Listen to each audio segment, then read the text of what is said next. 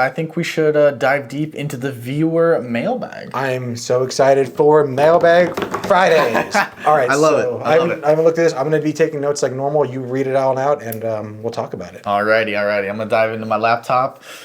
All right, let's see this. So I took a promotion and don't know what to do with my income. This one should be interesting. I, 25 female, recently took a promotion to a job that's a full-time on the road. It's kind of cool. Kind of cool. A 25-year-old female on the road. Cool. On the road again. Nice. A little Willie Nelson song, if you don't know. I was previously renting and made enough to stay afloat and save a little bit. That's good. I took this job and got rid of almost every expense, and I'm not entirely sure what to do with my income now. Okay. Current salary is $1,865 net biweekly and $50 per day per diem. Perfect. And let's just say there's a difference between gross and net for the audience. Mm-hmm. Gross is before taxes. Net is after taxes. So her. Okay. So let's see. Picking up where I left off. Monthly take-home pay is roughly $5,200 plus or minus, depending on per diem. Mm-hmm. That's pretty good. That's really good. After taxes, it's great. Yeah. Yeah, that's really good. My only expenses are my 2023 truck loan of $320 a month and $18,000 left. Okay. Auto insurance at $67 a month. It's a little bit low. Yeah. We'll talk about that. We'll talk about that after. Yeah. Storage unit at $95 a month. That's a good point, though. Yeah. Little side note, I want to get into the storage unit game. We're gonna talk. Eventually we're gonna get into like a little investing portion on the pod, but back to the story. So I also have to pay for food and fuel and everything else that is taken care of through the work. Okay, I have an HSA. So just to make sure, so I also just have to pay for food, but everything else is taken care of work. So all she's paying for is food. Okay, so that's not bad. It sounds like they're paying for her fuel and her lodging as she's on the road. That's wild. That's cool. Okay, good. Yeah, that's pretty sweet. So she said that she has a HSA, which is a health savings account. Good. So she has a health savings account with her work with a match up to $30, which I contribute the full amount to, okay, which is $30. That's $60 bi-weekly that I haven't hardly touched since I started with the company 4 years ago. Okay. Nice. I will be setting up a 401k and was thinking about doing about 4% as that's what they match. Okay. I also have a mutual fund, but I don't contribute to it as I've just let it do its own thing since its conception. I'm single, no kids or anything like that. Now that I'm here, what are some things I should be doing with all this freedom? From, and I love this one, a gal on the road to fiscal grace, trying to put her savings into the rightful place. I love it. I love it. That's my favorite part about it.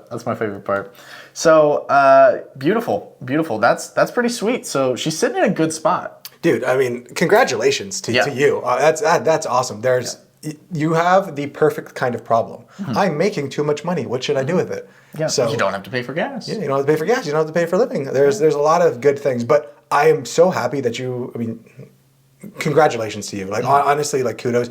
If I had the wherewithal that you do at 25, we would never see Chris. Yeah. Chris would be on the road. He would be camping. He would be at 30. Dude, he'd be gone. So that's really, really great. You have so much ahead of you. So there's a few different ways that I want to kind of talk about what you just said there. So, I mean, really the problem comes down to is you're making money and you want to honestly be a good steward of that capital, and you want to make sure that you're setting yourself up nicely in life. So before we even get into that, what I first want you to do is ask yourself, what's your why?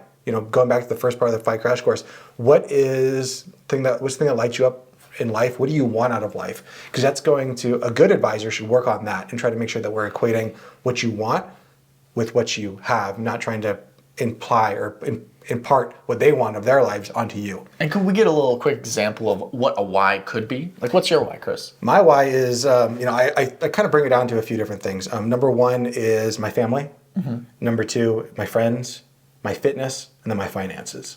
And then I kind of put another one on the end of that of my fun. Yeah. So I have Travel and my stuff. 5 Fs, you know, Yep. And those are things that's the most important thing to me. So I try to do nothing that goes against those things. If it's going to take me away from my family or hurt me in my family life, my fitness, my finances, my friends, or having fun, it's probably not worth it. No. And for this young lady, it might be something different. Maybe she says, "Hey, I really want to travel, or I want to start a family, or I want to do, my goal is to be financially independent by the time I'm 40." Yeah. That was my goal, and that's what drove me for so long. But it's up to you. So what I'm going to do is based off this, I'll give you two different types of recommendations. Okay. First off, let's start with the recommendation that this young lady, this is called the Fi Guys. She's saying, she wrote in, she's listening to us for a reason. She says, "I want to be financially independent. That's my goal. How can I be set up to be financially independent?" So let's go extreme one way, and then we'll go the other way. Love it. Let's So, first thing I would do is, and this is going to be for both things, is we want to set up an emergency fund. 3 to 6 months, and ideally a high yield savings account that we have money sitting there ready to go in case something goes wrong. After that, we might want to look at filling up our tax advantage accounts, which is your HSA, a IRA, either a Roth or traditional, and then your 401k.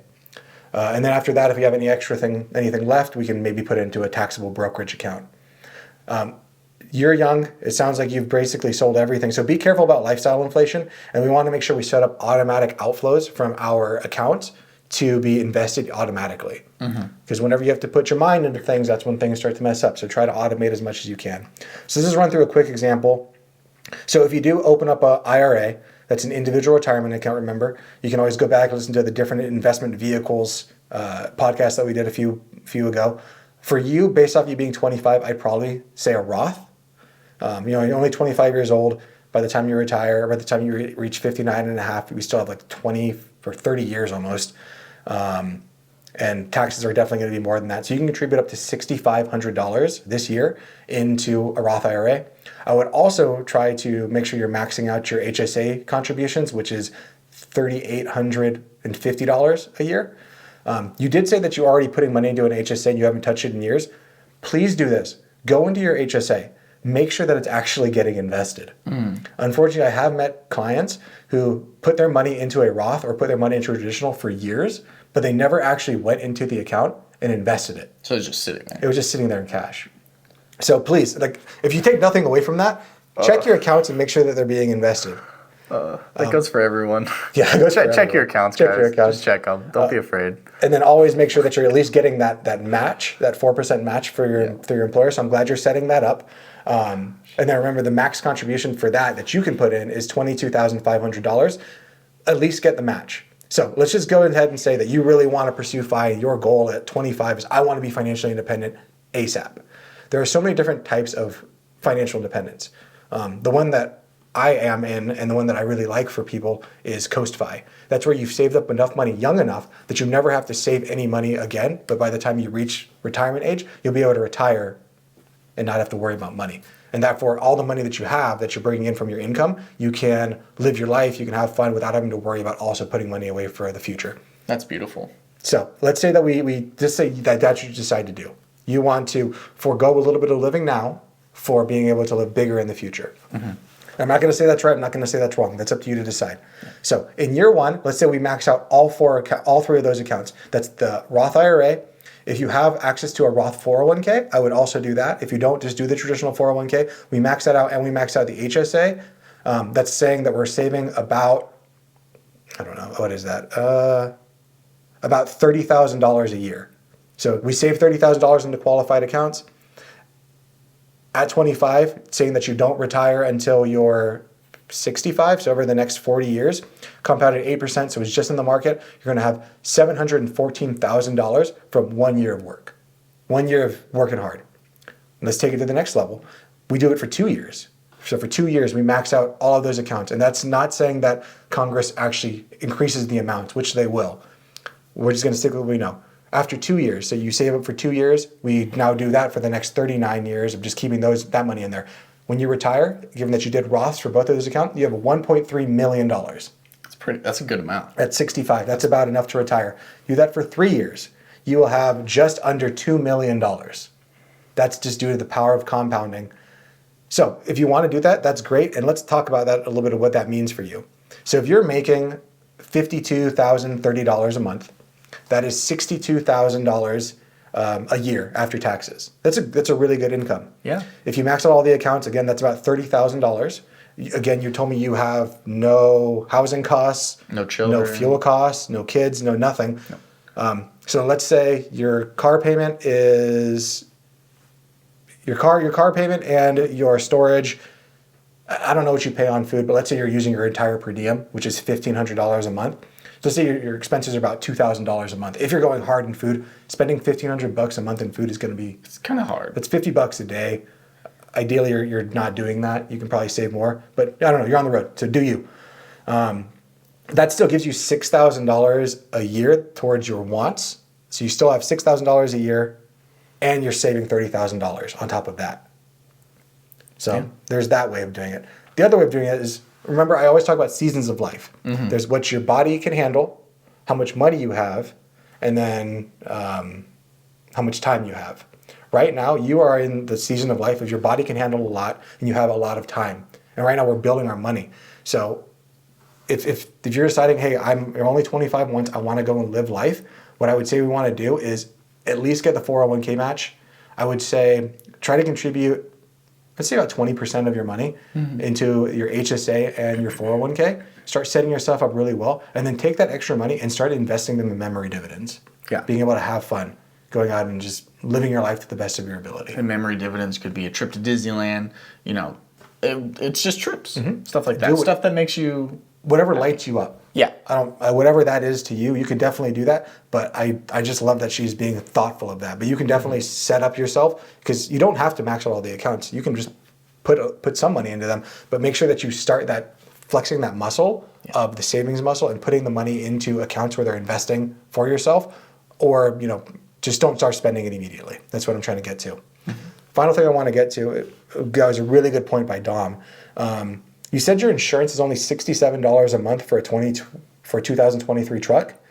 I would recommend, I don't know what you do for work, but you say you travel a lot and you have a truck. So I'm assuming either you're doing like some sort of long haul trucking thing, or maybe you do construction. So you probably depend on your truck for work, especially if they're putting you up in places for work. You should probably max out your policy. You probably want to have uninsured and underinsured insurance. It sounds like your truck is probably something important to you. So I would definitely look at increasing that. I live here in Arizona. I have a 2025 or 2015 Toyota Tacoma. I have pretty high insurance because unfortunately we have a lot of people here that don't have good insurance. Yeah. And my insurance is like $110 a month, $120. So you're about half of what I am with a brand new truck. Yeah. Yeah. So something to look at. And if you consider, I mean, like she said, she's on the road a lot. That is basically her home. Yep. Right? So it'd be no difference if your home burned down or if you got in a really bad wreck and they had to total the car. Yeah. Like, you got to, it's very important. The first part of being like a good financial advisor, before we get into like all the advising stuff, is usually risk mitigation. How can we make sure that we're protecting the downside first? Absolutely. But honestly, young lady, you are in such an amazing place to set up the rest of your life. Just please ask yourself, what is it that you want with this money? Do you want to go out and travel and have fun with it? Because if that's the case, go and do that, but just do it responsibly. Try to set up automatic outflows to your 401k, to maybe an HSA to an IRA with maybe Vanguard or Fidelity or Schwab, where that money is automatically getting invested. And if you're wondering what should I invest it in, stay tuned for Monday's pod, because we are going to be talking about that exact subject. It's exciting. Yeah. I love that. Foreshadow. So stay tuned for Monday's pod. We're going to be talking about some ways to invest simply in order to have great wealth. Or if you don't know what you're doing, you don't want to do that, you just say someone else do it, you can always reach out to me, Chris at Monzon Wealth, or find a good advisor in your area. If I'm not the person that's right for you, that's totally fine. Just make sure you're working with a fiduciary, please, someone who has your best interest in heart. Yeah, absolutely. Fiduciary, very key. Very, very key. Yeah, and I always like to say, ask this question. Are you a fiduciary in every aspect of your business? Because people can be duly registered. We'll talk about that more in the future. Interesting. That's very We'll talk about more of that more in the future. But yeah, make sure that someone is a fiduciary in all aspects of their business, and just straight up ask them that question. Are you a fiduciary in all aspects of your business? If the answer is yes, you can proceed. If it is, well, let me tell you about this thing, proceed with caution.